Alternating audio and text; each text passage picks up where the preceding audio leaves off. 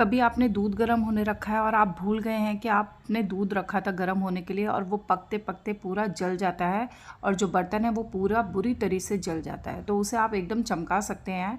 आप पानी भरकर और उसे उबलने रख दें गैस पर। जब अच्छे से बॉईल होने लगे तो आप उसमें सर्फ़ डाल दें। जिस सर्फ़ से भी आप कपड़े धोते हैं वो आप सर्फ़ ऐड कर दें इसमें और 4-5 मिनट तक आप इसको उबलने दें। तो ये उबलते उबलते जो भी इसका कचरा है साइड में जो जल गया है वो सारी गंदगी इसमें हट जाएगी। फिर इस पानी को आप दूसरे बर्तन में निकाल के और इस पतीले को उस पानी में रख दें ताकि ये थोड़ा इसमें जो पीछे गंदगी है वो सारी थोड़ा गीला हो जाए। उसके बाद में आप स्क्रबर से इसको बर्तन को अच्छे से मांज लें। बर्तन एकदम नए जैसा चमक जाएगा। इसी तरह की और वीडियोस देखने के लिए ज़्यादा से ज़्यादा चैनल को फॉलो करें।